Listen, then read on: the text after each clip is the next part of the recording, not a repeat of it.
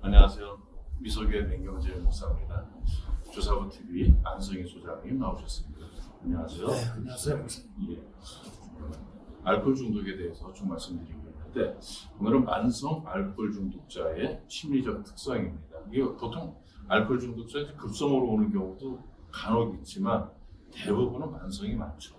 네, 급성은 이제 한번 단숨에 죽지 않은 사람이 많은 수를 마셔가지고 이 급성 중독이라고 해가지고 이 만성이 아니라 급성 중독이라고 해가지고 중독 증상을 보이거든요. 말하자면 약물 중독 있지 않습니까? 예, 예.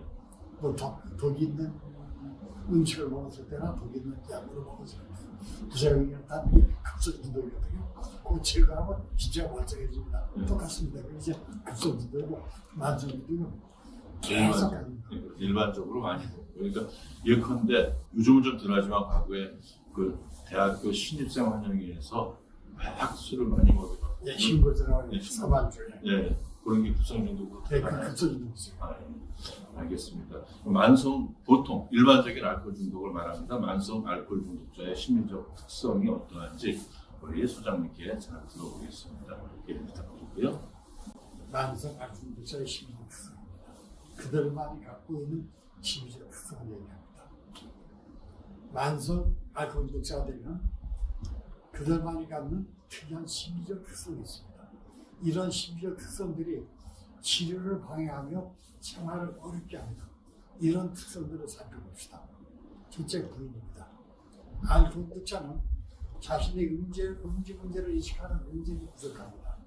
다른 사람들은 분명히 문제가 있다고 지적하는데도 불구하고 중독자 자신은 아니라고 완전히 부인합니다. 그래야 자신은 중독자가 아니며 단지 애주가일 뿐입니다. 알코올 중독은 질병인데 자신은 알코올 중독자가 아니니까 환자가 아니고 환자가 아니니까 치료를 위해 자신을 결핍할 필요가 없어집니다. 이런 심리적 특성이 치료의 걸림돌입니다. 이 문제는 이미 제41회 정신도 알코올에 오염되는가, 즉 원론적 과기제에서 상세히 설명해서 그것을 참고하시기 바랍니다. 다음에 충동성입니다. 알코올 중독자는 여러 가지 주변 상황을 고려하지 않고 단번에 일을 처리합니다. 그 자신이 이런 행동의 결과를 예측할 수 있음에도 불구하고 그런 행동을 하기 전에 사려 깊이 생각하지 않거나 할 수가 없습니다. 음주 또한 사전에 계획된 음주가 아니라 순간적인 음주 충동에 의해 생각 없이 마십니다. 심리학자들은 이런 알코올 중독자의 행동을 충동성 행동장애의 한 유형으로 봅니다. 슬픈데 너 음주 충동이면 반드시 마실까? 그렇지만 않습니다.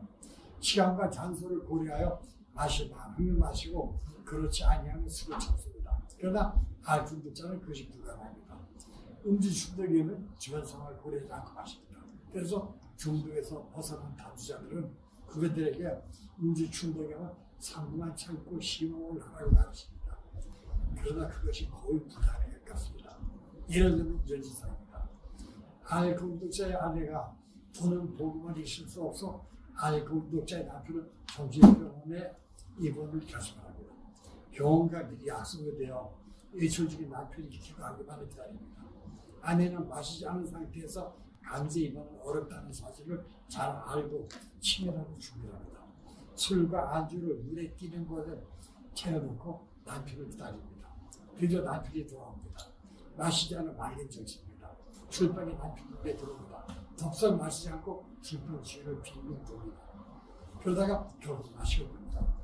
평소에 술이라면 지급을 하고 숨겨놓은 술을 찾아버리고 마시다 느끼고 술병을 빼앗아 개수대에 쏟아버리던 아내가 눈에 띄는 것에 술을 마시라는 듯 놔두는데 왜 그것이 함정이라는 것을 알아채지 못할까요? 많은 알코올 중독자들은 이런 식으로 강제히 기도합니다. 잘못입니다. 자신의 문제에 관련된 것들은 언급을 회피합니다. 날씨, 가정의 재정 문제, 방송 프로그램 등에 두려움 없이 이야기하지만 자신의 음주 문제는 수행될 수 있는 머리질러는 노력입니다.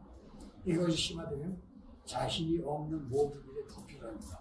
예를 들어 감당하기 힘든 가정의 일이 발생하면 술을 마시고 취해 술 속으로 들어갑니다. 술에서 깨고 나면 누군가가 자기를 처리해 주기 때문에 의존성마저 길러주는 결과가 됩니다. 알코올도 말기 현상에서 흐리보는 일조하다고 자신의 음주 문제로 인해 발생하는 가정의 모든 문제와 음주 지수가 높아지고요. 지역 도피가 감행을 드러나십니다.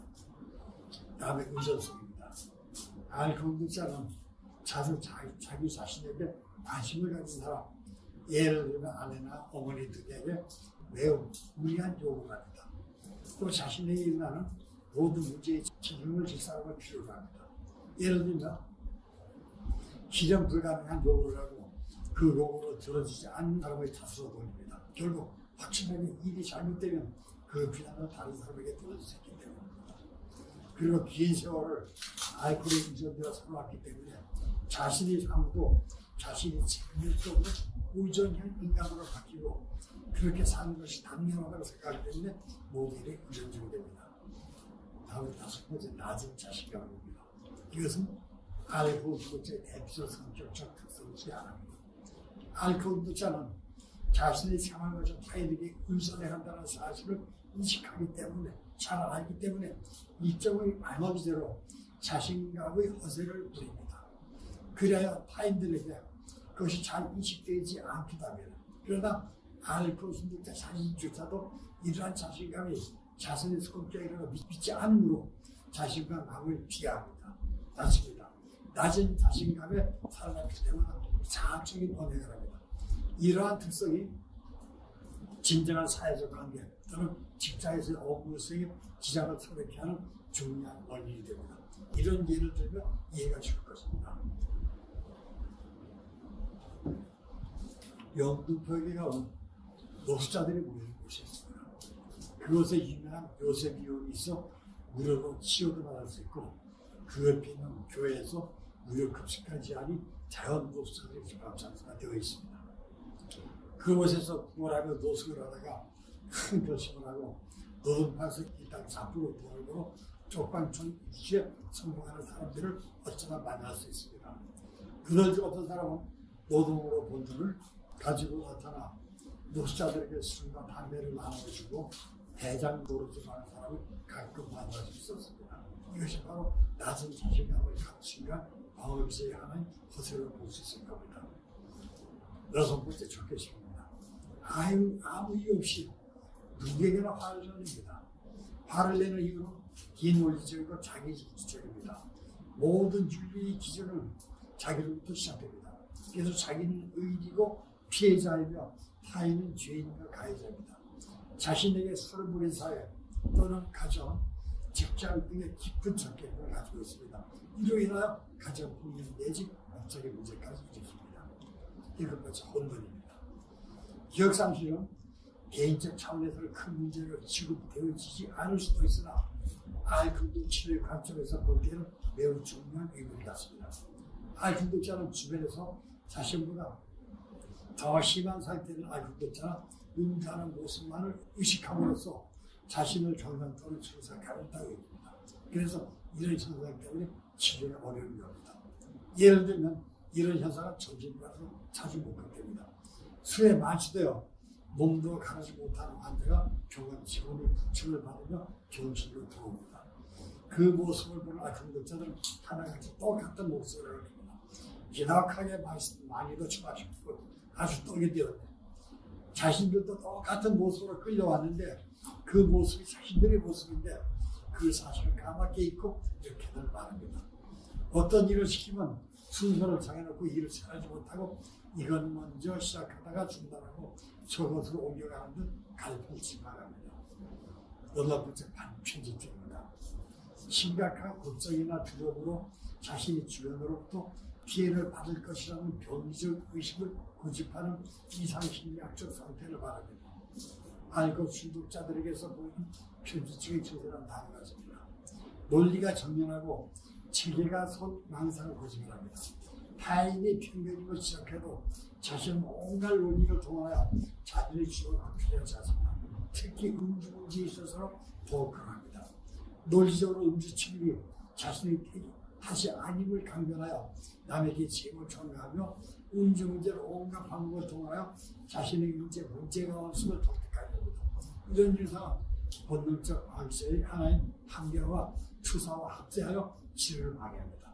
또 장기간 음주로 생각이 왜곡되었음에도 불구하고 자신의 편견을 고집하여 남의 말을 들으려 하지 않습니다. 이런 문제 때문에 가정에서는 불화가 끊이지 않으며 사회생활에도 어려움이 있습니다. 다음 번째 강박관계입니다. 자신의 의지와 상관없이 특정한 사고나 행동을 지속적으로 반복하는 상태를 말합니다.